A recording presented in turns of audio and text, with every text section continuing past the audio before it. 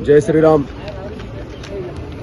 मी अखिल भारत कृषी गोवा सेवा संघ महाराष्ट्र सदस्य सुधीर बैरवाडे.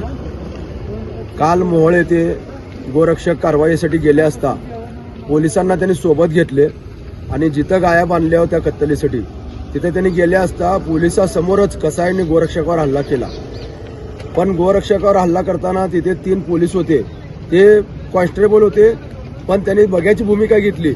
त्यांनी गोरक्षकाला अडवलं नाही किंवा कसाईला अडवलं नाही. गोरक्षकावर हल्ला करताना उलटा त्यांनी ज्यावेळेला गोरक्षक पळाले त्यावेळेला त्यांनी पोलीस स्टेशनला खोटा रिपोर्ट दिला. तिथे कुठलेही जनावर नव्हते.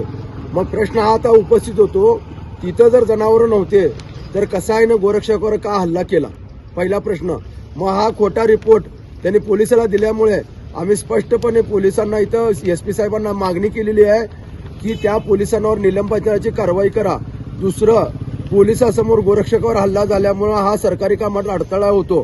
त्यामुळे सरकारी कामात अडथळा निर्माण झाल्यामुळे कलम 353 नुसार त्यांच्यावर गुन्हा दाखल करण्यात यावा अशा प्रकारचे निवेदन आम्ही आज SP साहेबांना दिलेलं आहे.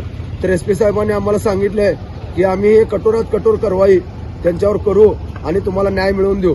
आम्ही साहेबांना आज साहेब जे SP साहेब जे आपल्या इथं बसलेले आहेत, कुलकर्णी साहेब, ते गोप्रेमी आहेत, पण ते केव्हा सुद्धा कसाईला पाठीशी घालणार नाहीत. महाराष्ट्रातलं एकमेव असं साहेब आहेत की त्यांना NPD लावली मोहोळच्या.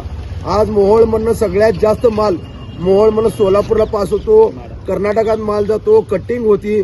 आता आम्ही त्या कसायांना त्यांची धडकी भरल्याशिवाय त्यांची मस्ती उतरल्याशिवाय आता आम्ही गप बसणार नाही. एवढंच सांगतो. आम्ही कायद्यात आहे म्हणून आम्ही गप बसाय. ज्यावेळेला कायदा आम्ही तोडू मग त्यावेळेला आम्ही त्यांना काय आहे गोरक्षक त्यांना आम्ही दाखवू. जय श्रीराम. जय श्रीराम.